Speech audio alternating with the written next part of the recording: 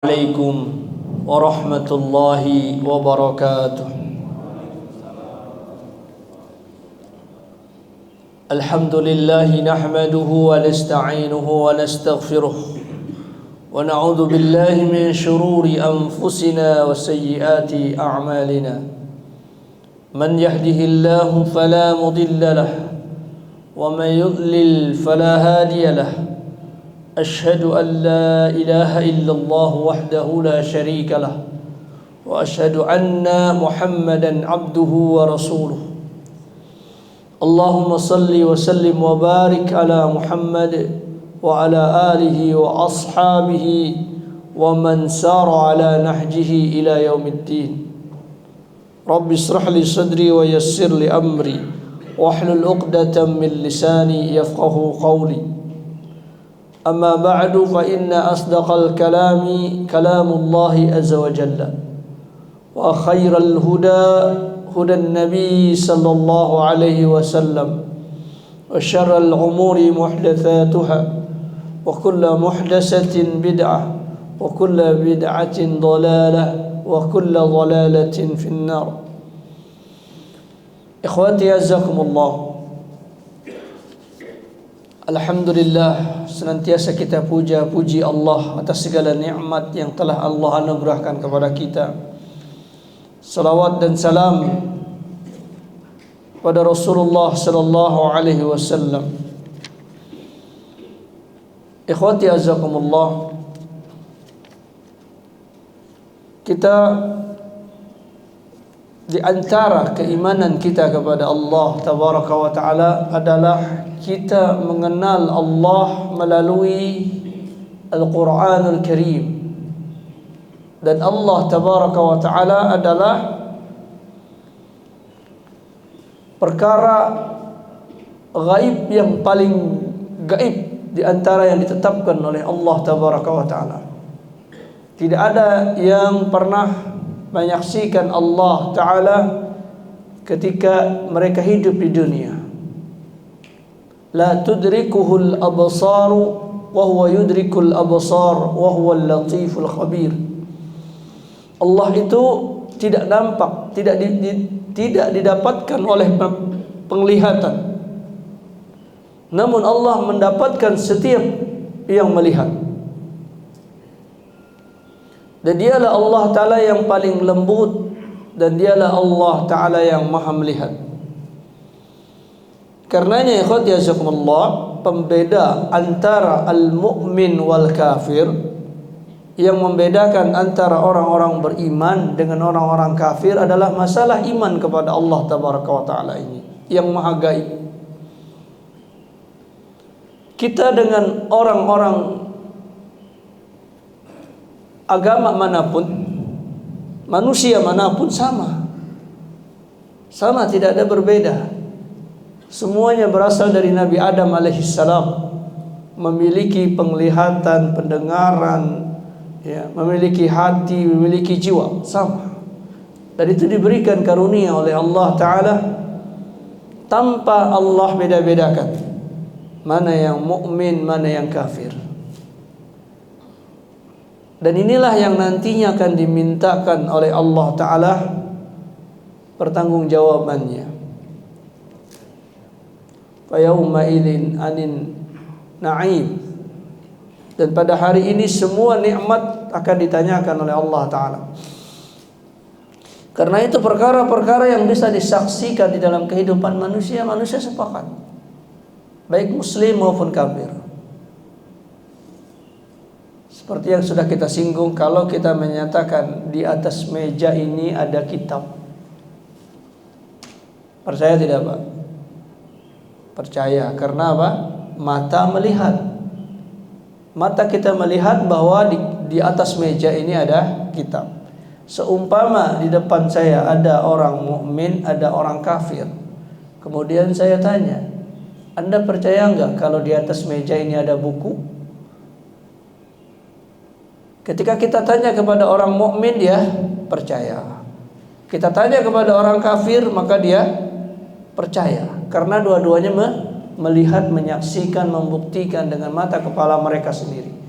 Karenanya perkara-perkara musyahadah, perkara-perkara yang bisa disaksikan dengan indera manusia, maka tidak ada khilaf, tidak ada perselisihan baik antara orang mukmin dengan orang kafir. Namun yang membedakan kita ikhwati azakumullah dengan orang-orang kafir tersebut adalah fi amril ghaib, pada perkara yang gaib, yang tidak bisa disaksikan oleh panca indera. Maka mereka semuanya memiliki akidah-akidah, keyakinan-keyakinan yang berbeda-beda berdasarkan sumber di mana mereka mendapatkan keyakinan tersebut. Si fulan mengatakan begini akidahnya, si fulan lagi mengatakan begini, begitu dan lain-lain sebagainya. Dan kita umat Islam meyakini la ilaha illallah, tidak ada ilah yang hak untuk disembah kecuali Allah. Maka yang membedakan kita dengan orang-orang yang tidak beriman itu dari sumber tentang keyakinan kita terhadap masalah-masalah ghaibiyah.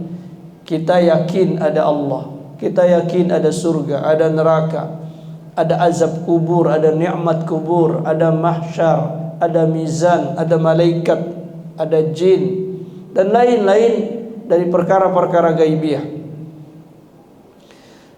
Dan perkara-perkara gaibiyah itu ikhwati azakumullah disebutkan oleh para ulama ada 4 kategori. Yang pertama adalah masalah-masalah yang telah berlalu, hal-hal yang sudah berlalu dan kita tidak ada pada masa itu. Cerita tentang Nabi Adam, Nabi Musa, Nabi Ibrahim dan lain-lain sebagainya. Ini perkara gaib. Ketika baginda Rasulullah SAW dikenal sebagai orang yang tidak pernah belajar, tapi beliau menceritakan tentang Nabi Adam, beliau menceritakan tentang Nabi Nuh dan lain-lain dari para anbiya. Padahal beliau tidak ada pada masa itu, dan beliau tidak mendapatkan informasi dari manapun. Beliau tidak pernah belajar kepada siapapun. Maka dari mana beliau mengetahui itu? Maka beliau mengetahui itu dari wahyu yang beliau dapatkan dari pencipta alam semesta ini, yang mengatur kehidupan manusia min awalihi ila akhirihi, dari orang pertama sampai orang yang terakhir. Maka tidaklah mustahil Rasulullah SAW mendapatkan berita-berita tersebut. Ini perkara gaib. Yang kedua ikhwati azakumullah, perkara gaib adalah sesuatu yang terjadi di kemudian hari, yang juga kita tidak ada di situ. Kita sudah wafat, sudah meninggal, dan yang menceritakan itu pun sudah wafat.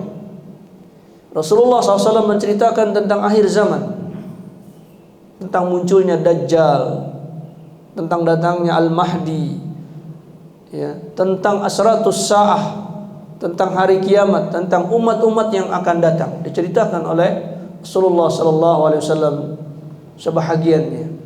Ini masalah gaib. Kemudian ikhwati azakumullah, termasuk perkara gaib adalah ma ba'dal maut, setelah kematian nanti. Setelah kematian, dari alam kubur, alam barzakh, kemudian alam akhirat, padang mahsyar, al-hisab, ya, i'ta'ul kitab, diberikannya kitab-kitab yang menjadi laporan bagi perbuatan-perbuatan kita, dan kemudian digiring menuju as-sirat, dan kemudian ada terminal-terminal antara sirat, antara neraka dan surga tersebut, yaitu tempat di mana setiap kezaliman manusia yang ada di dunia diadili di situ. Tidak ada orang yang pernah zalim dan dizalimi kecuali dihentikan di terminal tersebut. Yang dari situ manusia melihat kepada surga, sudah dekat kepada surga. Tapi sebahagian mereka karena kezaliman terhadap manusia berhenti di situ, tidak bisa lanjut ke surga. Dan sebahagiannya sampai ke surga, walillahil hamd. Ini perkara-perkara gaib. Kemudian yang keempat ikhwati azakumullah, di antara perkara gaib tersebut adalah tentang sifat-sifat Allah, tentang nama-nama Allah tabaraka wa taala, tentang Allah tabaraka wa taala, dan ini yang maha gaib. Maka ikhwati azakumullah, seorang mukmin tidak bisa mengetahui yang gaib itu kecuali dengan 3 sumber. Selain dari 3 sumber, maka kita tidak menyatakan itu sebagai keyakinan kita. Sumber yang pertama adalah melalui wahyaini, 2 wahyu Allah Ta'ala, yaitu Al-Quranul Karim dan sunnah Rasulullah Sallallahu Alaihi Wasallam. Jadi kalau Rasulullah menceritakan masalah-masalah gaib, maka kita terima, kita yakini. Kemudian yang ketiga,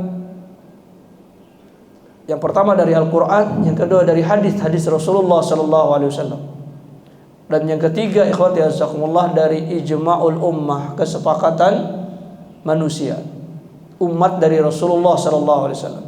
Seumpama kita bertanya kepada seorang ulama di antara ulama-ulama Islam, kita menyatakan, bagaimana pendapat engkau tentang masalah ini?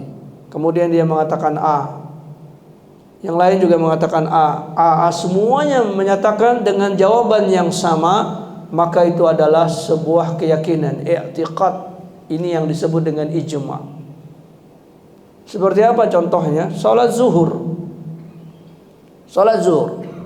Ini akidah. Kenapa kita mau salat zuhur? Apa yang kita dapat? Pahala, ganjaran dari Allah Subhanahu wa taala. Dan ini semuanya apa? Amrun ghaibiyun, perkara gaib. Tapi kita tanya si fulan, bagaimana hukum salat zuhur? Semuanya mengatakan iya. Di tempat manapun kita bertanya tentang perkara tersebut, mengatakan iya. Maka ini ikhwati azakumullah sumber kita, sumber masalah gaib kita. Ketika ada orang mengatakan perkara gaib, kemudian dia tidak bisa mendatangkan bukti dari Al-Quran, tidak bisa mendatangkan bukti dari hadis, tidak bisa mendatangkan bukti dari kesepakatan para ulama, maka apa yang dikatakan dia tentang masalah gaib, maka itu adalah sebuah kedustaan atau sesuatu yang tidak bisa kita percaya. Ini jadi akidah ikhwati azakumullah. Karenanya di dalam Islam ada yang disebut dengan arraf. Arraf, orang yang ngaku-ngaku tahu masalah gaib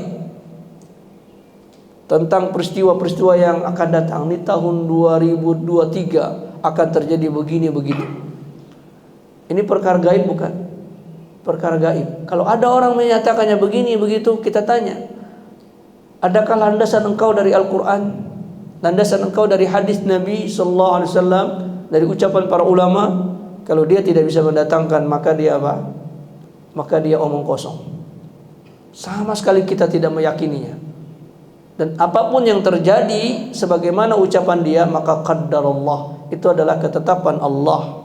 Dan kita meyakininya setelah kejadian itu terlihat bagi kita, bukan karena ucapan si fulan tadi. Ya. Nah, ini akan membebaskan kita ikhwati azakumullah dari tipuan, ya, dari kedustaan, sehingga kita akan aman dalam kehidupan ini. Maka di antara perkara gaib yang akan kita bicarakan di kesempatan kali ini adalah bahwa Allah tabaraka wa ta'ala memperkenalkan zatnya kepada hambanya. Siapa yang kita sembah ini? Siapa Allah al-ma'bud? Siapa Allah yang disembah tersebut? Maka Allah subhanahu wa ta'ala memberikan sifat-sifatnya berbeda dengan selain Islam. Apa sebab terjadinya kemusyrikan itu? Karena mereka memberikan sifat-sifat Allah, menggambarkan tentang Allah dengan akal mereka, dengan hayalan mereka. Mereka bentuklah sifat-sifat ketuhanan itu dengan diri mereka sendiri. Ya, semisal orang melihat matahari, ya, dia lihat besar matahari punya manfaat bagi manusia, lalu dia mengatakan itulah Tuhan kita. Jadi dia memberikan sifat Tuhan itu seperti matahari. Yang melihat bulan juga demikian, ya, yang melihat ada manusia yang baik, ya, yang tidak punya ayah, lahir dari seorang ibu tidak punya ayah, oh Tuhan itu seperti itu, seperti itu, dan lain-lain sebagainya. Sehingga terjadilah Tuhan-Tuhan min dunillah, Tuhan-Tuhan selain Allah. Karena mereka tidak punya standar bagaimana mereka mensifati Allah, maka mereka sifati dengan sifat-sifat makhluk. Karena itu ikhwati azakumullah, Al-Imam Ibnul Qayyim Al-Jauziyah di dalam kitab beliau Ad-Da'u wad-Dawa menyebutkan sebab-sebab orang membuat Tuhan itu ada dua. Sebabnya ada dua. Yang pertama adalah tashbihul makhluk billah, menyerupakan Allah kepada makhluk. Yang tadinya manusia, yang tadinya hewan, yang tadinya pohon, yang tadinya rembulan, matahari, disamakan dengan Allah.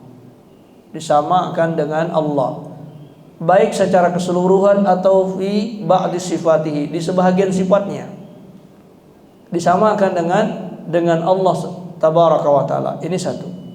Yang kedua sebabnya adalah menyamakan Allah dengan makhluk. Menyamakan Allah dengan makhluk, sehingga Allah itu dikiaskan ke dalam banyak bentuk, karena dia menyamakan Allah dengan makhluk. Diturunkan derajat Allah tabaraka wa taala kepada makhluk, sehingga kemudian mereka mengingkari sifat-sifat Allah, mengingkari sifat-sifat Allah yang disebutkan di dalam Al-Quran. Semisal Allah Ta'ala bersifat istiwa alal arsh, Ar-Rahmanu alal arsh istawa. Ar-Rahman yaitu Allah Tabaraka wa Ta'ala beristiwa di arsh. Lalu dia samakan Allah dengan makhluk. Dia bilang kalau Allah itu beristiwa berarti Allah butuh tempat. Allah butuh tempat. Kalau Allah butuh tempat berarti tempat itu harus lebih besar dari Allah. Sehingga mereka mengatakan mustahil Allah beristiwa. Mustahil Allah beristiwa. Seperti mereka mengatakan, membaca hadis Rasulullah sallallahu alaihi wasallam, innallaha yanzilu hina thulutsil lail ila sama'id dunya. Sesungguhnya Allah turun di sepertiga malam yang terakhir ke langit dunia. Mereka mengatakan kalau turun berarti berpindah dari satu tempat ke tempat yang lain, dari atas ke bawah. Dan mustahil Allah seperti itu. Maka ini namanya apa? Tasbihullah, menyerupakan Allah bil makhluk. Menghayalkan Allah itu seperti makhluk. Padahal ikhwati azakumullah, yang memberikan khabar, yang memberikan berita itu adalah Allah tabaraka wa ta'ala. Allah berada di arsy, Allah turun ketika sepertiga malam yang terakhir. Maka kita tidak mensifatkan Allah dengan makhluk. Karenanya kita hanya beriman saja dengan berita yang diturunkan oleh Allah Subhanahu wa taala tersebut, tanpa kita menghayalkan bagaimana bentuknya. Karena laisa kamitslihi syai'un wa huwas samiul basir. Tidak ada yang serupa dengan Allah.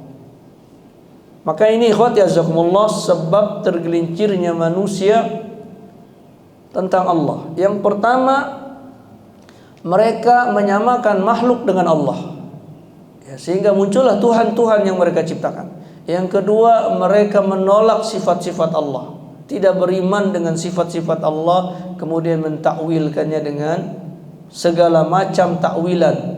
Dan takwilan itu hampir-hampir semuanya adalah berdasarkan dari akal, dan hukumnya adalah hukum penyamaan, hukum qiyas.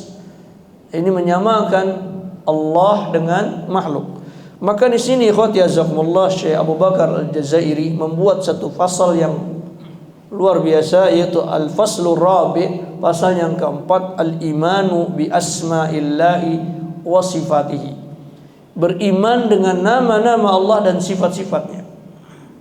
Nah, kalau tadi sudah kita katakan iman itu artinya masalah gaib. Dan masalah gaib itu terhenti pada berita yang sampai. Sampainya begini, ya sudah beriman.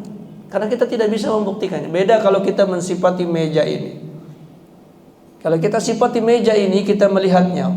Meja ini taplaknya warna abu-abu, bentuknya segi empat. Di atasnya ada air minum, ada kitab, ya, dan lain-lain sebagainya. Semakin kita detil melihatnya, semakin kita bisa mendatangkan sifat-sifat baru.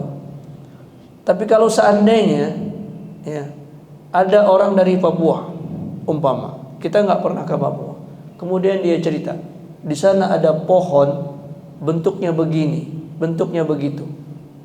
Dia hanya sampaikan misalnya daunnya berwarna merah, kemudian batangnya besar, disampaikan kepada kita.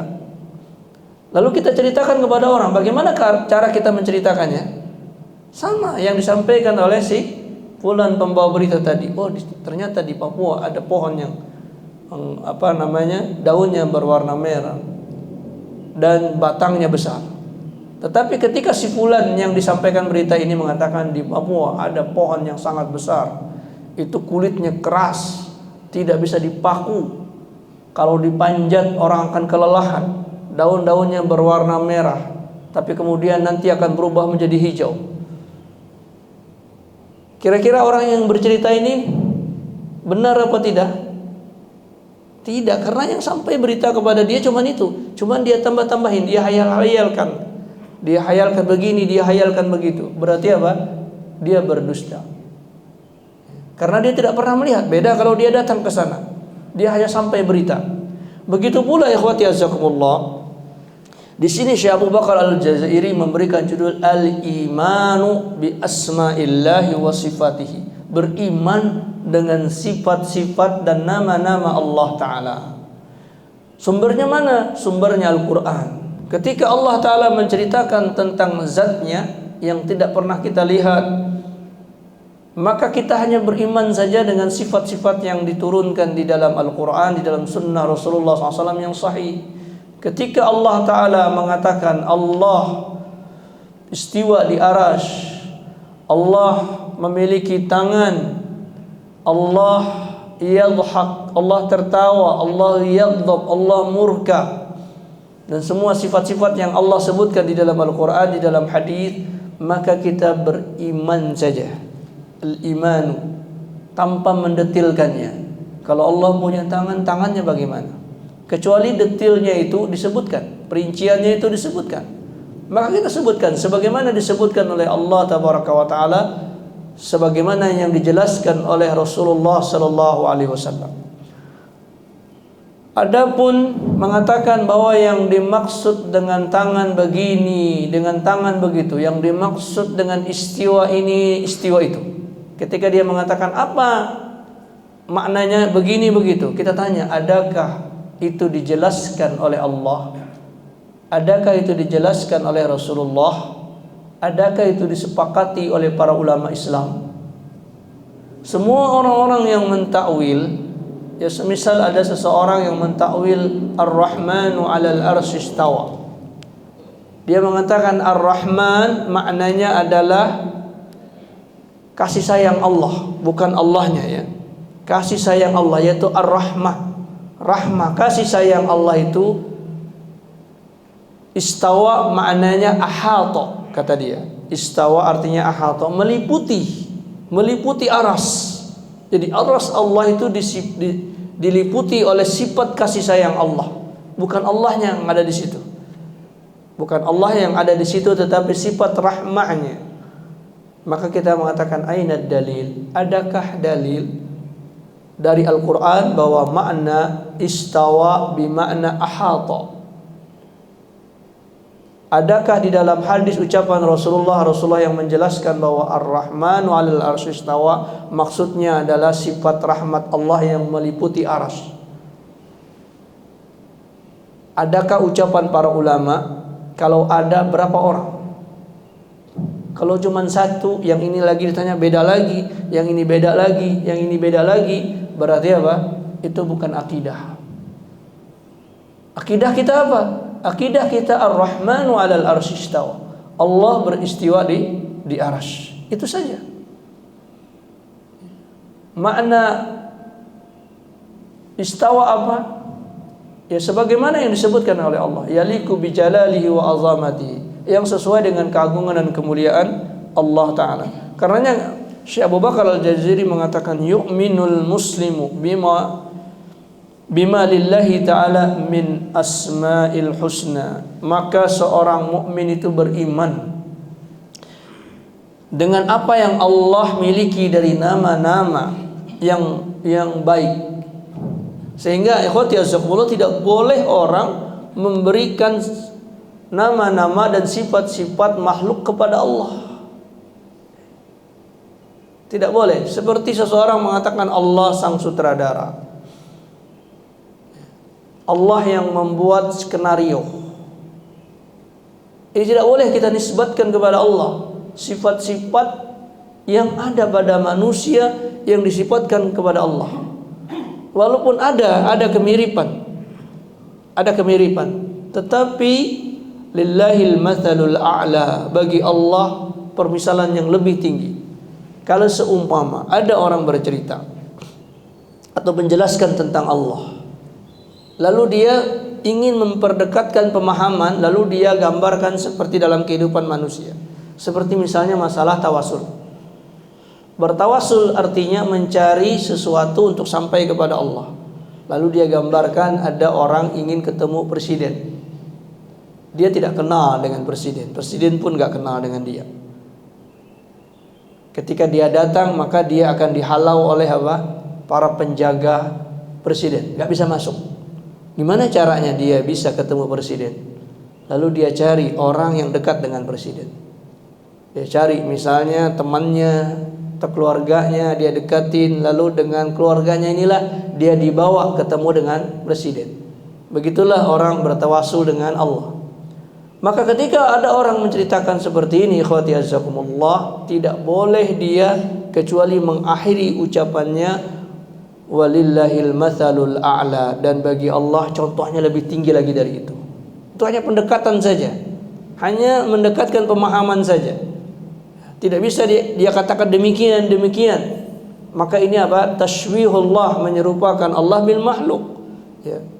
Menyerupakan Allah dengan makhluk. Maka dia harus mengatakan falillahil mathalul a'la. Itu karenanya di dalam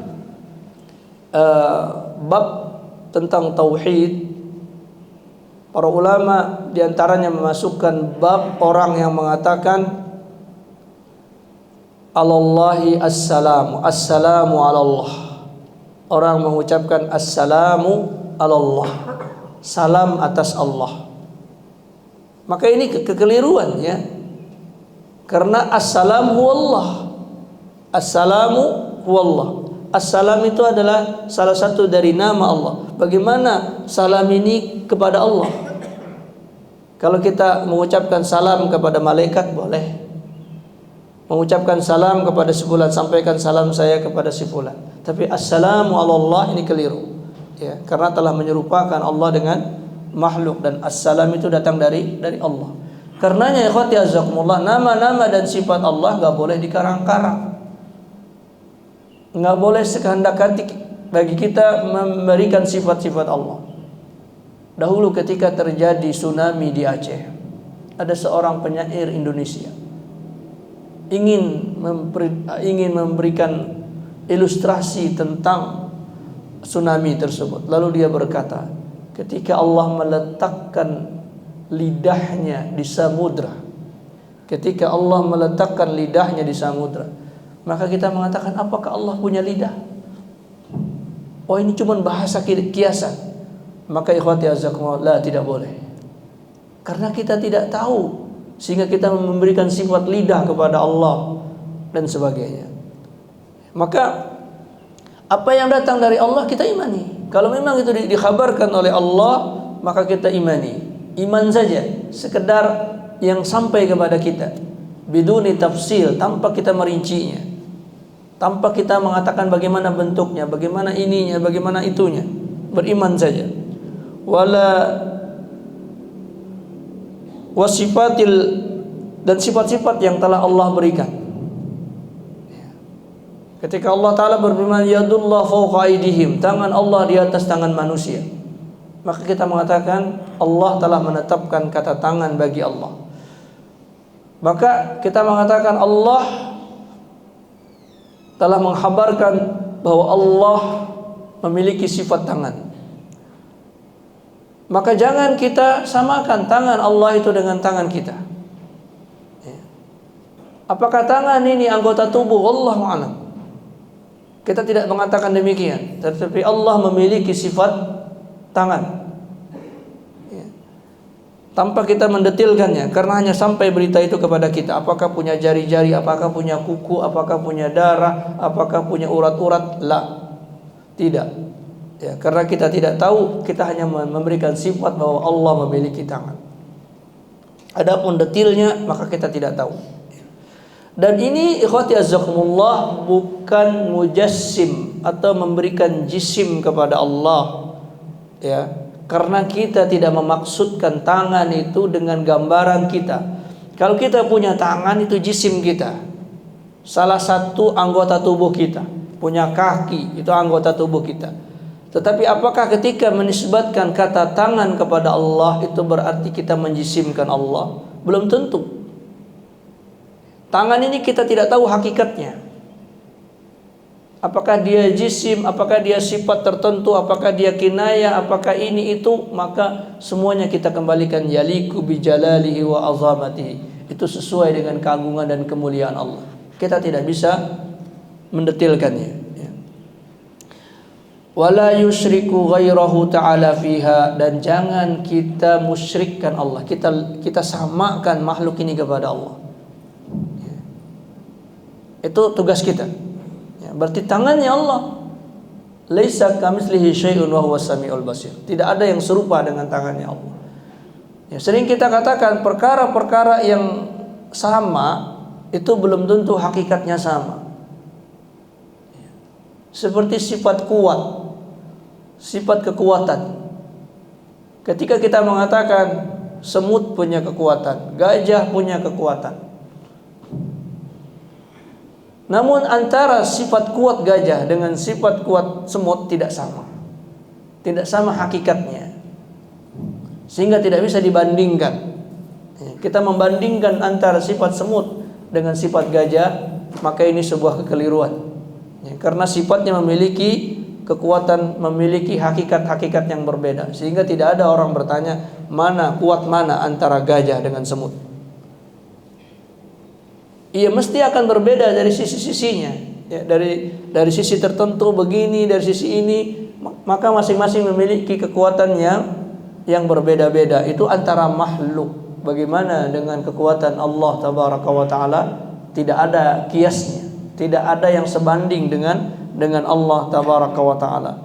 Maka tidak boleh kita samakan sifat Allah ini dengan sifat makhluk. Tidak kita ikut sertakan sifat Allah ini dengan sifat makhluk. Wala yata'awwaluha fayu'attiluha. Yang kedua, kata beliau, kaidahnya, jangan kita takwilkan sifat Allah itu, maka kita akan menolak sifat tersebut. Seperti tadi, ya, istawa itu bukan berarti istawa, ya, berada di atas aras, tetapi maksudnya istaula, menguasai, atau ahata, meliputi aras. Nah, berarti apa? Kalau kita tanya siapa yang memilih lafal istawa? Allah. Allah yang berfirman istawa, Allah beristiwa. Berarti Allah yang memilih lafal itu. Lalu kemudian datang makhluk, manusia, dia mengatakan bukan istawa, tapi itu adalah istaula. Berarti apa? Dia merubah sifat Allah kepada takwilan dia. Takwilan dia. Dan ketika ditanya yang lain mengatakan ahata, meliputi. Ketika ditanya yang lain, mungkin dia punya gambaran lagi. Sehingga apa? Sehingga dia menolak sifat Allah istawa. Ya. Dia tafsirkan lagi yang lain-lain itu ke makna-makna yang lain. Ar-Rahman maksudnya bukan Allah, tetapi rahmah. Padahal Ar-Rahman itu ikhwati jazakumullah nama, bukan sifat. Ar-Rahman itu adalah nama Allah. Ya, karenanya orang-orang kafir itu menuduh Rasulullah itu enggak jauh beda dengan mereka. Hari ini Rasulullah menyembah Rahman, besok menyembah Ar-Rahim. besok lagi menyembah Ar-Razzaq, besok lagi menyembah macam-macam. Oh, berarti Tuhannya Muhammad banyak, kata mereka. Maka Allah Ta'ala menjelaskan, ayyaman tad'u falahul asmaul husna. Mana-mana saja dari nama-nama itu, maka kalian menyembah Allah. Itu nama-nama saja, tetapi untuk menunjukkan satu zat, yaitu Allah Tabaraka wa Ta'ala. Ar-Rahman dialah Allah, Ar-Rahim dialah Allah, Ar-Razzaq dialah Allah, tapi memiliki nama-nama yang berbeda-beda, bukan zat yang bermacam-macam, tetapi itu adalah nama-nama saja, nama-nama Allah yang indah. Dan nama-nama Allah menunjukkan tentang sifat Allah. Tapi tidak boleh namanya kita buang, sifatnya kita ambil. Misalnya Ar-Rahmanu 'alal arsy istawa, itu bukan Allahnya tetapi sifatnya. Karenanya ikhwati azzakumullah, Allah tidak katakan Ar-Rahimu 'alal arsy istawa, Ar-Rahimu 'alal arsy istawa, karena berbeda antara Ar-Rahman dengan Ar-Rahim. Kalau Ar-Rahman itu tidak ada yang bersifat Rahman kecuali Allah Tabaraka wa Ta'ala. Sehingga orang tidak boleh diberi nama Ar-Rahman kecuali dia ditambahkan Abdurrahman. Adapun Rahim boleh. Rahim bisa itu sifat makhluk. Dari mana kita tahu bahwa Rahim itu sifat makhluk? Karena Allah Ta'ala sendiri yang menyebutkannya. Allah menyebutkan tentang Rasulullah SAW, qad ja'akum rasulun min anfusikum azizun alaihi ma anittum harisun bil mu'minin raufur rahim. Rasulullah itu rauf, bersifat rahim. Padahal ar-rauf, ar-rahim juga merupakan sifat Allah, ya. Namun hakikatnya berbeda. Tetapi Ar-Rahman, tidak ada nisbat Ar-Rahman kecuali kepada Allah. Karenanya yang berada di arasy itu hanya Ar-Rahman, yaitu Allah Tabaraka wa Ta'ala. Bagaimana keadaannya, apakah itu tempat, apakah ini itu dan lain sebagainya, maka wallahu alam, kita tidak mengetahuinya. Maka tidak boleh ditakwil. Kalau ditakwil berarti kita menolak lafal yang telah disebutkan oleh Allah, menggantinya dengan lafal kita. Yadullah itu bukan yadul Allah, tetapi yang dimaksud adalah qudratullah. Kalau kita tanya, siapa yang menetapkan lafal yad? Allah. Kenapa kita ganti dengan lafal qudrah? Apakah kita lebih tahu dari Allah? Maka tidak boleh kita mentakwilkan ayat-ayat tersebut. Apakah kemudian ini mengeneralisir bahwa kita menolak adanya takwil di dalam ayat-ayat Al-Quran? Maka jawabnya tidak. Takwil itu sesuatu yang terjadi di dalam Al-Quran, tetapi takwil itu hanya untuk hak makhluk. Hak makhluk saja. Adapun hak Allah kita tidak bisa mentakwilkannya. Seumpama Al-Quran mengatakan fas'alil qaryah, tanyalah desa. Apa yang dimaksud dengan bertanya kepada desa? Penduduknya, ay ahlul qaryah. Ditakwil. Karena nggak mungkin nanya desa, nanya tembok-tembok misalnya, nggak mungkin. Tapi yang dimaksud apa? Ahlul qaryah. Yang dimaksud adalah penduduk desa. Ditakwil itu. Dikatakan bana Fir'aun kaisarahu. Fir'aun membangun istananya. Itu yang dimaksud apa? Siapa yang membangun istananya Fir'aun? Para tukang, ya, para arsitek yang membangun istananya Fir'aun. Bukan Fir'aun sendiri, tetapi itu bahasa kinayah. Itu Fir'aun memerintahkan para pembantunya, para tukang, para insinyur untuk membangun istananya. Ini namanya takwil, karena secara lahiriah nggak mungkin Firaun membangun sendiri, pasang bata sendiri, nyemen sendiri, tidak. Tapi bahasanya dikatakan apa? Firaun membangun masjid. Juga Allah Ta'ala berfirman, man kana fi hadhihi a'ma fahuwa fil akhirati a'ma. Barang siapa yang di dunia ini buta, maka nanti dia di akhirat buta. Itu nggak bisa kita pahami secara lahiriah. Oh, berarti ada orang yang buta di dunia, nanti di akhirat juga buta. Kasihan banget ya. Oh, yang dimaksud buta di sini adalah buta batin. buta ilmu, tidak punya pengetahuan. Disamakan orang yang buta itu tidak bisa mendapatkan jalan, dia tidak tahu jalan ke depan, ke belakang, ya, jalan ke samping, tidak tahu dia karena dia buta. Itu seperti orang hidup di dunia yang tidak belajar agama, tidak tahu yang halal, tidak tahu yang haram, ya. Mana ibadah, mana yang kemusyrikan dia tidak tahu. Walaupun mata lahir dia melihat, ya, itu namanya kinayah. Tapi itu tentang apa? Tentang manusia, tentang makhluk. Karena kita bisa mengkiaskan, menyamakan keadaan ini dengan keadaan itu. Karena kita melihat. Adapun terhadap Allah tabaraka wa taala tidak bisa kita takwil, karena takwil itu menyamakan. Dan takwil itu ikhwati jazakumullah menyamakan itu hanya kepada sebahagian sifat. Sebahagian sifat. Ya, semisal kita mengatakan si fulan itu seperti singa. Ya, misalnya Ali kal asad, Ali seperti singa. Ternyata apa maksudnya? Apa maksudnya, Pak? Ali seperti singa. Rambutnya gondrong umpamanya. Ya, dia rambutnya gondrong kayak singa. Nah, itu bahasa kinayah. Tapi maksudnya adalah Ali itu gondrong. Tapi bahasa sastranya, ya, Ali seperti singa. Atau misalnya berarti sebahagian sifatnya. Jadi yang diambil di singanya apanya? Gondrongnya. Ada juga orang mengatakan antakal asad, kamu seperti singa. Ternyata apa? Ternyata dia berani. Oh, berarti sebagian sifat dari singa itu yang dititipkan kepada si fulan ini, itu berani. Nah, sekarang ketika kita mentakwilkan lafal Allah, yadullah fawqa aydihim, kekuasaan Allah di atas kekuasaan makhluk. Berarti apa? Kita hanya mengambil salah satu, ya, sifat tangan, yaitu kekuasaan. Padahal sifat tangan itu memiliki banyak. Semisal kita mengatakan, ya, orang kaya itu meletakkan tangannya di atas orang fakir. Apa maknanya? Memberikan kasih sayang, mengayomi. Orang itu telah meletakkan tangannya di muka orang itu. Berarti apa? Menampar, memukul, dan lain sebagainya dari takwil tersebut. Ketika kita mengambil salah satunya dan kita tetapkan kepada Allah, maka ini tanqisun ala qudratillah, itu mengurangi keutamaan Allah tabaraka wa taala.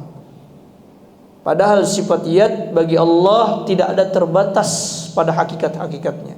Dia bukan hanya kekuasaan, dia juga rahmah, dia juga al-akhdu bil quwwah, menyiksa dengan keras, juga bisa maknanya di situ, ya. Maka ini ikhwati jazakumullah, sampai ada orang menolak Al-Quran dikatakan makhluk, ya. Karena apa? Karena mereka terlalu menghayalkan Allah seperti makhluk. Dia bilang kalau Al-Quran itu kalamullah, firman Allah, berarti kalau Allah berbicara dengan bahasa Arab sama nggak dengan manusia? Ada nggak manusia berbicara bahasa Arab? Ada. Lalu kemudian bahasa Arab itu terdiri dari huruf-huruf manusia, alif, ba, ta, sa. Oh, berarti kalau Al-Quran itu kalamullah, tidak sesuai dengan firman Allah, laisa kamitslihi syai'un wa huwas samiul basir. Allah itu tidak serupa dengan makhluk. Lalu mereka mentakwil, memberikan sifat Allah itu la yatakallam bila sautin wala harfin. Allah tidak berbicara dengan suara, tidak berbicara dengan huruf. Lalu Al-Quran itu apa? Al-Quran itu adalah kalamul makhluk, kalam yang diciptakan oleh Allah.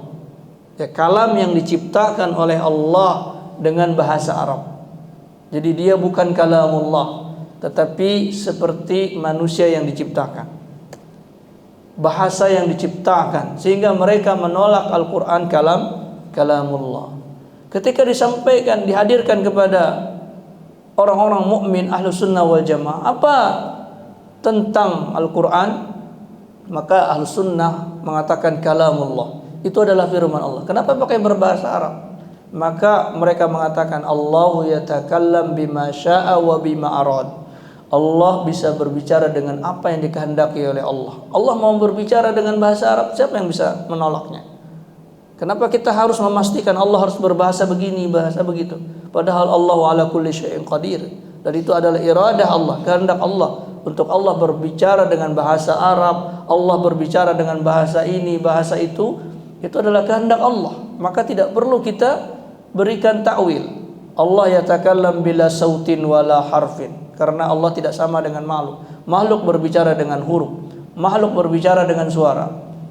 Maka kita mengatakan Allah yatakallam bima syaa wa bima arad.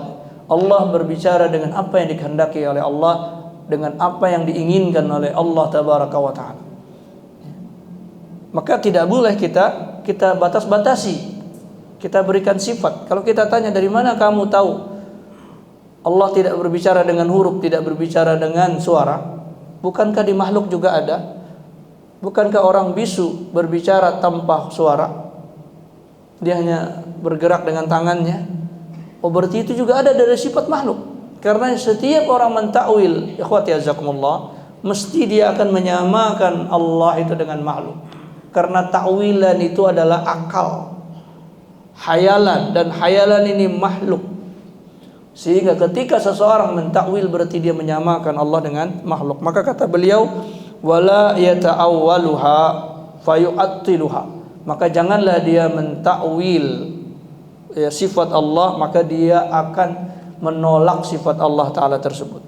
Wala yusabbihuha bisifatil muhdatsina, fayukayyifuha au yumathiluha. Dan jangan dia juga menyerupakan sifat Allah itu dengan hal-hal yang baru datang ini, yang diciptakan oleh Allah, tadinya nggak ada, baru sekarang ada. Maka jangan dia samakan dengan itu, maka nanti dia akan menyerupakannya dalam bentuk-bentuk Tuhan-Tuhan. Ada yang menyerupakan Allah dengan bentuk patung. Dibuatlah patung untuk mendeskripsikan Tuhan. Patung apa? Yang paling kuat di bumi ya gajah, dibikin gajah. Oh, berarti sama dengan gajah-gajah biasa, tidak ada yang istimewa, tambahkan tangannya.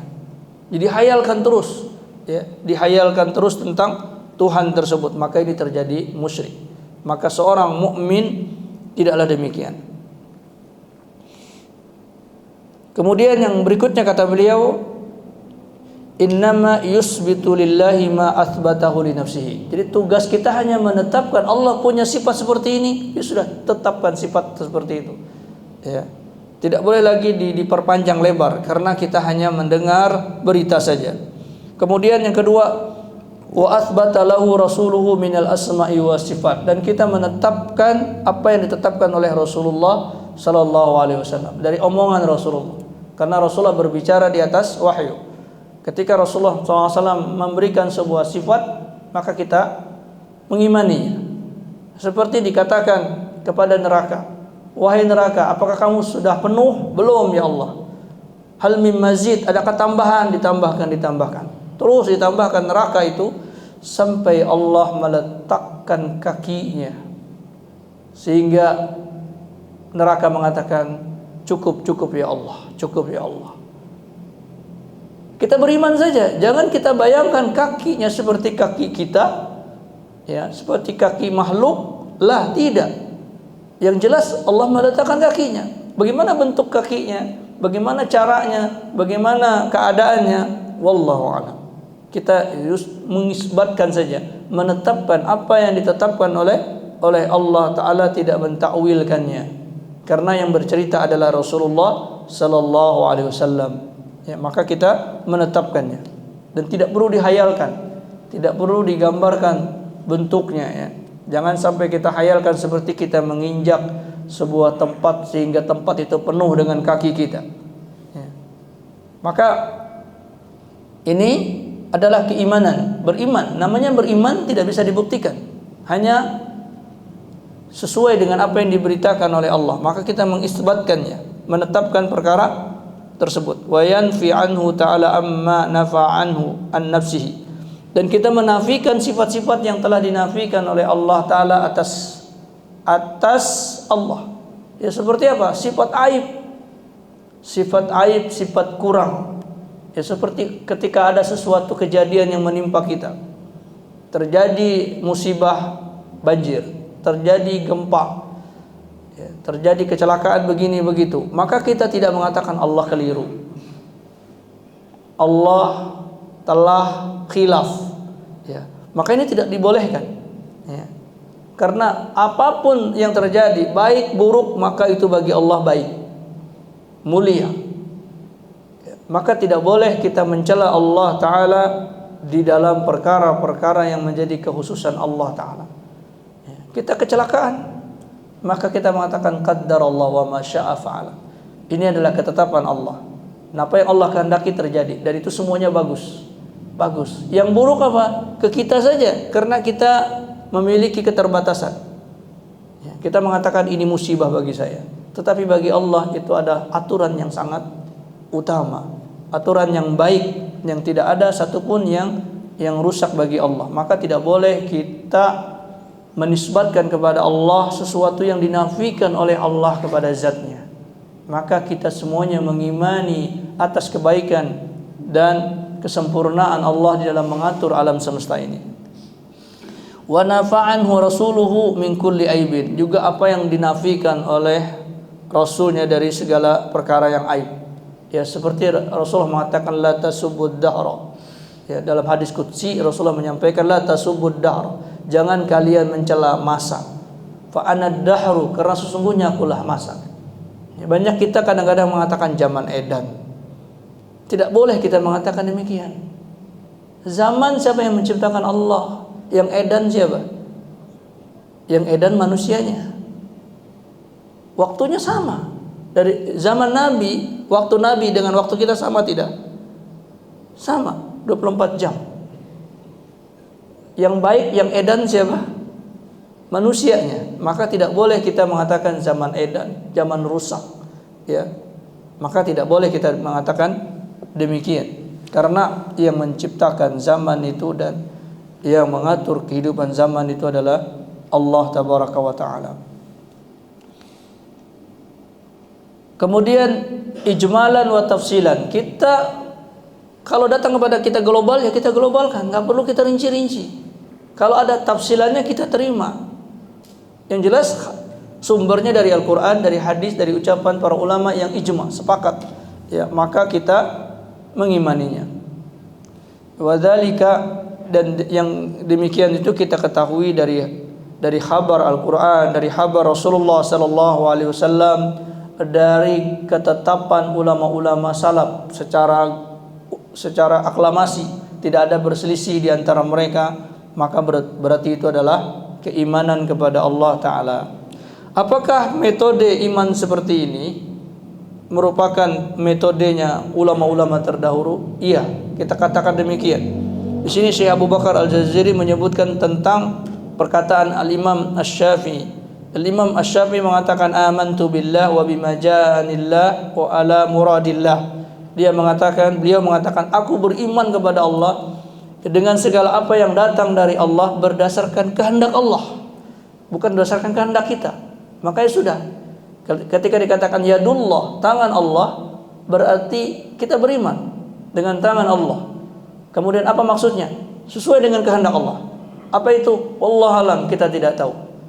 Maka terhenti di situ. Tidak perlu kita detilkan, tidak perlu kita tafsirkan panjang lebar dan sebagainya, karena berarti kita menambah-nambah. Ya, kita mereka-reka, dan kemudian terjadilah perselisihan. Yang ini mengatakan tafsirnya begini, ini mengatakan tafsirnya begini, ini takwilnya begini, akan terjadi apa? Terjadilah perdebatan. Tapi kalau kita mengatakan kita beriman, semuanya datang dari Allah. Kenapa kamu beriman? Karena disebutkan oleh Allah. Kenapa kamu tidak takwilkan? Karena tidak ada takwilnya. Selesai, tidak ada perdebatan. Maka ini yang membuat tenang, ya, dalam kehidupan kaum muslimin, sehingga mereka tidak berdebat panjang lebar terhadap perkara yang mereka tidak bisa buktikan, karena semuanya adalah perkara ghaibiyah. Nah, ikhwati jazakumullah, sampai di sini apa yang kita sebutkan. Kalau ada pertanyaan, falyatafadhal. Nah.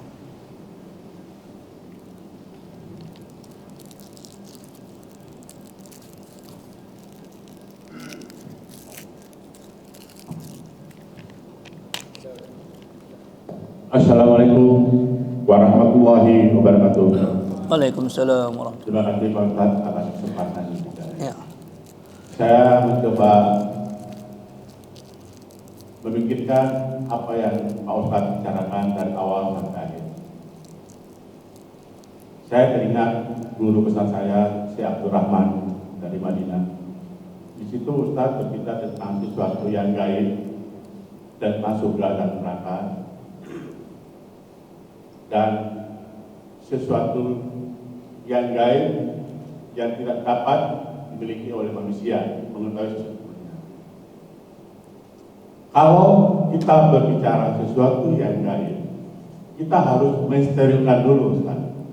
Kayak di operasi, kita sterilkan dulu. Bagaimana yang gaib? Jadi kita dapat mengerti. Jadi kita nggak meraba kulitnya aja, tapi kita menumpuk isinya sampai ke buahnya, sampai ke rantingnya, sampai ke akar-akarnya. Terus surga dan neraka. Surga dan neraka itu adalah hak Allah. Hanya ridho Allah kita masuk surga, bukan karena amalan kita yang kuat. Kedua, mata kita belum mampu membayar nikmatnya Allah kepada kita. Sehingga Syekh Abdul Rahman mengatakan, ketika engkau sholat, tutuplah matamu, bukalah mata hatimu, di situ engkau akan melihat Allah. Ini kata Syekh Abdul Rahman. Kalau ini ditanyakan Pak? Ya. Yang ditanyakan? Yang saya tanyakan, apakah orang tidak dapat mengetahui sebelum terjadi? Di surat Al-Rahman jelas, Pak. Maaf, mungkin ini satu ilustrasi buat Pak. Jadi antara pemikiran Syekh Abdul Rahman dan pemikiran Pak Ustaz, saya lihat agak bertolak belakang sedikit. Sayyidina Ali pernah menangis sehingga Fatimah bertanya, kenapa ya suamiku sampai kau tersungguh-sungguh menangis ketika dia habis sholat tahajud? Ya istriku, sungguh kasihan umat Muhammad pada suatu masa. Mereka sudah ukur dunia, para pemimpinnya sudah menikmati dunia. Mereka melupakan Allah, mengutamakan Allah baru dunia. Sekian dan terima kasih. Ya, barakallahu fiik. Iya. Tadi perkara ghaibiyah yang disebut dengan ghaibiyah itu apa? Ma la yudrikul his, sesuatu yang tidak bisa didapatkan oleh panca indera. Itu namanya ghaib. Ada ghaib mutlak, ada ghaib nisbi. Untuk sementara gaib. Seperti apa? Seperti saya mengatakan di balik sitar ini, di balik kain itu apa? Saya tidak tahu. Karena mata saya tidak melihatnya. Sehingga saya tidak bisa menceritakan kepada para jamaah. Di balik kain itu ini. Tapi kemudian ketika saya datang ke sana dan menyingkapnya dan barulah saya tahu, baru saya ceritakan. Itu namanya gaib nisbi. Untuk sementara dia gaib. Karena saya tidak bisa melihatnya.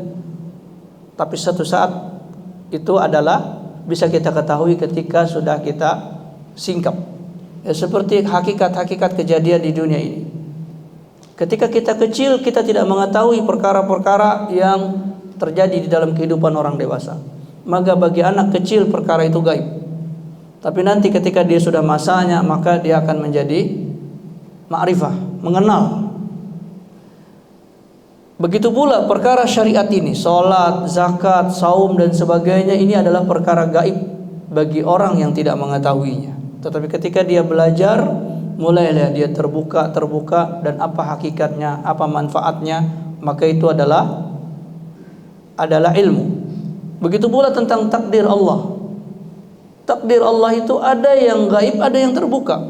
Ada yang diberitahu oleh Allah Ta'ala. Ya. Yang dibukakan oleh Allah apa? Takdir yang sudah terjadi. Takdir yang sudah terjadi, ya. Yang sudah kita tinggalkan. Ya seperti masa kecil kita dahulu. Kita tahu, tapi sebelum terjadi kita belum tahu. Ketika sudah terjadi, maka dia apa? Dia bukan gaib lagi, sudah kita ketahui. Ya, maka ketika Adam alaihissalam disalahkan oleh Musa, wahai Adam, Ini gara-gara engkau kita menderita diturunkan di dunia. Lalu apa kata Adam?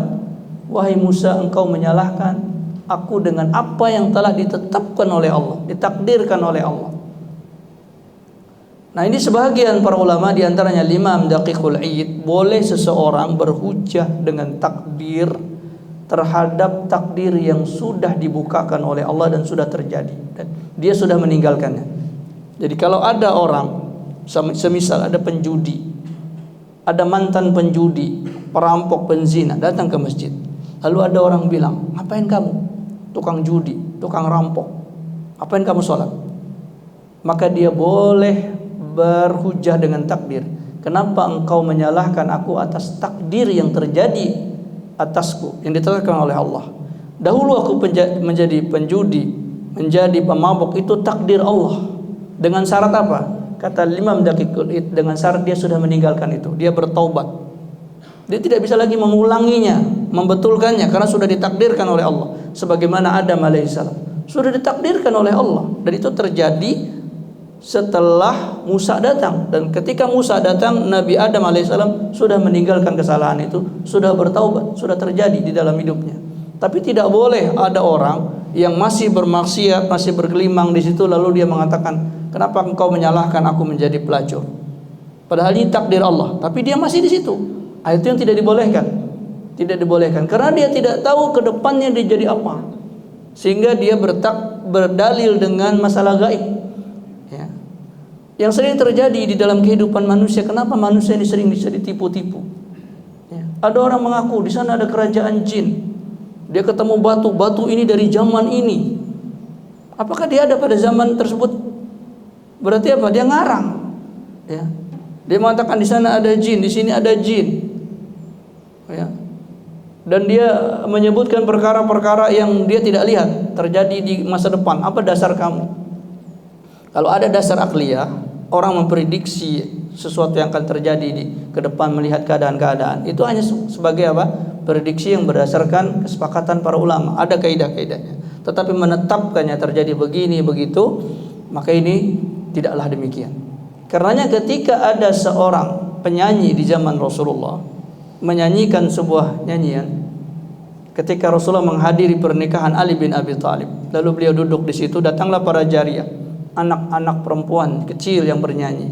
Tadinya mereka bernyanyi tentang pahlawan Badar. Lalu ketika melihat Rasulullah, penyanyi ini merubah liriknya. Dia mengatakan, wa fina nabiyyun ya'lamu ma fi ghadin, dan di kita ada seorang nabi yang bisa mengetahui kejadian esok hari. Ditegur oleh Rasulullah, jangan nyanyikan lagu itu, karena Rasulullah tidak mengetahui yang akan datang, karena itu perkara gaibiyah. Rasulullah hanya menyampaikan apa yang disampaikan oleh Allah, diberitakan oleh Allah, baru bisa beliau sampaikan begini begitu, tapi bukan dari sisi beliau. Ya. Ketika Rasulullah ditanya tentang siapa para pemuda yang tidur selama 300 tahun, Rasulullah terdiam. Jadi ada orang-orang kafirin yang ingin mengalahkan Rasulullah. Bagaimana cara mengalahkannya ini? Lalu mereka datang ke Madinah bertanya kepada orang Yahudi, gimana cara mengalahkannya? Gampang kata orang Yahudi. Tanyakan dua masalah. Tanyakan siapa pemuda yang tidur 300 tahun, dan tanyakan tentang ruh. Kalau dia bisa jawab berarti dia nabi. Dapat amunisilah mereka. Datang ke Madinah, datang ke Mekah, lalu mereka bertanya kepada Rasulullah. Rasulullah tidak bisa jawab. Beberapa hari tidak bisa jawab.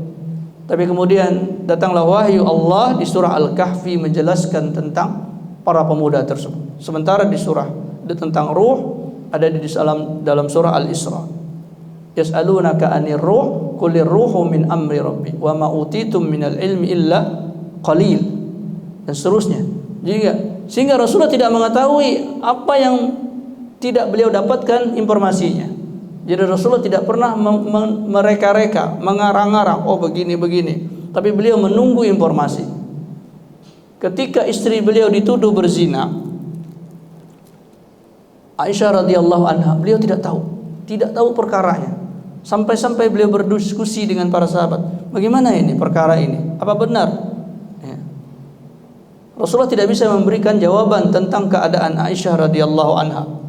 Baru kemudian beberapa bulan kemudian turunlah ayat Al-Quran menjelaskan tentang pembebasan Aisyah dari tuduhan tersebut. Baru Rasulullah tahu. Ya. Sehingga di agama ini ikhwati azzakumullah tidak ada rekayasa tentang masalah gaib. Ya. Adapun yang dirasakan oleh manusia itu athar, pengaruh dari perenungan dia, ayat-ayat dia kepada Allah tabaraka wa ta'ala, sehingga pengenalan si fulan dengan si fulan yang lain tentang Allah berbeda. Ketika semakin banyak dia membaca Al-Quran, dia semakin tahu tentang sifat-sifat Allah, baik yang disebutkan oleh Allah maupun yang tersimpan di setiap syariat Allah. Setiap syariat Allah dia renungkan tentang zakat, lalu dia menemukan tentang sifat Allah di dalam masalah zakat tersebut dan sebagainya. Ketika dia salat, dia merenungkan sifat-sifat Allah di dalam salat tersebut sehingga dia lebih khusyuk. Ya. Maka ini ikhwati azakumullah yang dimaksud dengan perkara gaib tersebut. Jadi kita tidak menetapkannya kecuali apa yang ditetapkan oleh Allah, dan kita tidak boleh mempercayai orang yang mengatakan masalah gaib sementara dia tidak bisa mendatangkan dalil. Karenanya Rasulullah SAW tegas, man ata arrafan fasa'alahu fasaddaqahu bima yaqul faqad kafara bima unzila ala Muhammadin. Barang siapa yang bertanya kepada arraf. Arraf itu artinya dari kata-kata ma'rifah, tapi maksudnya adalah orang yang sok tahu tentang masalah gaib, ya, tentang kejadian yang tidak dia ketahui. Ada barang hilang, tanya kepada orang, siapa yang mencuri, ya, lalu dia mengatakan yang mencuri si fulan, yang mencuri si fulan, adanya di sini, adanya di situ. Kita bertanya, dari mana dia tahu? Apakah dia melihat kejadian itu? Tidak, dia tidak melihat kejadian itu. Dari mana dia tahu? Dari Allah. Kalau seandainya dari Allah, semua juga dari Allah, ya. Tapi pada kasus ini yang memberitahu Allah, seumpama yang memberitahu itu adalah Allah. Bagaimana caranya engkau mendapatkan itu? Kemudian kita lihat sholatnya, ternyata dia nggak sholat. Dia datang ke masjid, ya, di mana bisa Allah membukakan pintu-pintu itu. Kemudian tinggal yang kedua, dari jin, dari syaitan. Apakah jin juga mengetahui perkara gaib? Bagaimana kalau jinnya mengatakan hal-hal dusta? Apakah jin bisa mengetahui yang gaib? Jin juga tidak mengetahui yang gaib, kecuali apa yang dia lihat, apa yang dia saksikan. Dan ini disebutkan oleh Allah Ta'ala tentang kisah Nabi Sulaiman alaihissalam. Ketika Nabi Sulaiman alaihissalam mengawasi para jin yang sedang membangun masjid, dia duduk di atas singgasana beliau, berpegangan kepada tongkat beliau. Dan ternyata Nabi Sulaiman telah lama wafat. Bangsa jin ini tidak menyadari kalau Nabi Sulaiman sudah wafat, sampai rayap-rayap memakan tongkat beliau sehingga beliau terjatuh. Sehingga para jin itu mengatakan, sekiranya kami tahu, kami tidak akan tersiksa lebih lama dengan pembangunan ini. Maka bangsa jin tidak mengetahui yang gaib. Sehingga ketika seseorang bekerja sama dengan jin, misalnya menebak-nebak sesuatu, maka ini akan terjadi tambah menambah. Karena orang kalau cuma bicara akan terjadi begini, tanya lagi bagaimana bentuknya, bagaimana kejadiannya, maka dia supaya tidak malu, dia karang-karang, ditambah-tambah, akan begini, akan begitu, padahal dia cuma melihat kabut umpamanya. Lalu ditanya lagi dia, maka dia jawab lagi, ya semuanya rekayasa, masalah gaib. Karenanya ikhwati azakumullah, supaya umat Islam ini aman dari tipu daya manusia, dari kesesatan-kesesatan itu, dia harus punya sumber yang dijadikan sebagai patokan tentang masalah gaib itu. Yaitu apa? 3 tadi, Al-Quran. Ketika disebut di Al-Quran, oh iya, sami'na. Ketika disebutkan oleh Rasulullah, sami'na. Karenanya ketika Rasulullah mengatakan, jangan kalian sholat di mahbatil ibil, jangan kalian sholat di tempat berkumpulnya onta, fa innahu majma'u syaitan, itu tempat berkumpulnya syaitan. Siapa yang mengatakan? Rasulullah. Jin, setan nggak bisa terlihat, tapi yang mengatakan Rasulullah kita imani. Rasulullah mengatakan jangan kalian duduk di antara tempat yang ada panas dinginnya. Kita sedang duduk di bawah pohon, tiba-tiba matahari berubah sehingga ada sebagian kita panas, ada sebagian dingin. Maka kata Rasulullah pindah, karena itu juga tempat kumpulnya setan. Bisa pindah di panasnya atau di dinginnya, tapi jangan antara panas dan dingin. Kalau situ ada naungan, sebagiannya kena matahari, sebagiannya kena naungan, maka jangan kita duduk di antara itu. Siapa yang menghabarkan itu? Rasulullah sallallahu alaihi wasallam. Jadi seperti itu. Jadi perkara gaib kita tunduk terhadap kabar yang sampai kepada kita, tidak boleh kita rasakan, tidak boleh kita rekayasa. Jadi itu yang kita maksud, sehingga amanlah manusia ini dari tipu daya hal-hal yang menyimpang, baik dari kesyirikan, ya baik dari tipu daya manusia yang ingin menguras ya apa-apa yang ada pada manusia itu demi kekayaan mereka ya. Demikian ya Allah alam. Nah, ya. Di surat Ar-Rahman itu kan jelas, Pak. Ya. Barang siapa di antara hambaku bersungguh-sungguh mendekatkan diri kepadaku, akan aku berikan ilmu kepadamu tanpa sepengetahuan dirimu. Itu bukan di surah Ar-Rahman, Pak. Surat apa itu? Kalau nggak salah ya. Allah Ta'ala berfirman dalam surah Al-Baqarah, wattaqullaha wa yu'allimukumullah. Bertakwalah kalian kepada Allah, maka Allah akan ajarkan kepada kalian. Artinya apa? Dibukakan irsyad oleh Allah, diberikan taufik. Dia bertakwa. Jadi umat Islam itu diajarkan oleh Rasulullah tentang ibadah, tentang ketakwaan kepada Allah. Rasulullah tidak mengajarkan mereka urusan dunia. Tapi ketika para sahabat bertempur, maka mereka menjadi panglima yang paling hebat di dalam mengatur pertempuran. Ketika mereka masuk ke pasar, maka mereka menjadi orang yang pandai, piawai di dalam berdagang. Apa sebabnya? Karena mereka bertakwa kepada Allah, maka Allah ajarkan sesuatu yang mereka tidak ketahui. Tapi urusan syariat tidak boleh dia rekayasa. Aturannya sesuai dengan aturan Allah Ta'ala. Itu yang dimaksud bertakwa. Bertakwa artinya mengerjakan apa yang diperintahkan oleh Allah, lalu kemudian Allah memberikan taufik, memberikan arahan-arahan tertentu tanpa disadari, tiba-tiba dia langsung paham, dia langsung mengerti. Ya, seperti para ulama. Para ulama, kita sama-sama baca kitab, kita sama-sama baca Al-Quran, tapi yang si fulan lebih banyak ibadahnya kepada Allah.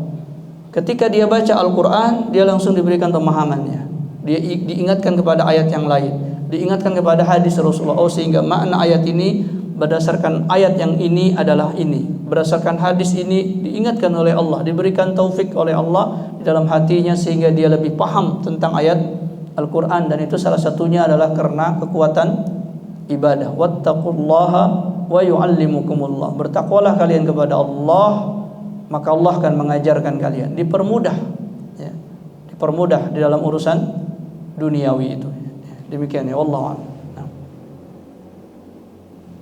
Ya, saya rasa ya kita cukupkan apa yang kita bahas di pertemuan kali ini. Mudah-mudahan Allah Subhanahu wa taala memberikan taufik kepada kita beriman kepada Allah sebagaimana yang diperintahkan oleh Allah Subhanahu wa taala, tanpa menambahkan, tanpa mengurangi dari apa yang telah ditetapkan oleh Allah tabaraka wa taala. Aqulu qawli hadza wa astaghfirullah. Subhanakallahumma wa bihamdika asyhadu an la ilaha illa anta astaghfiruka wa atubu ilaik. Assalamualaikum warahmatullahi wabarakatuh.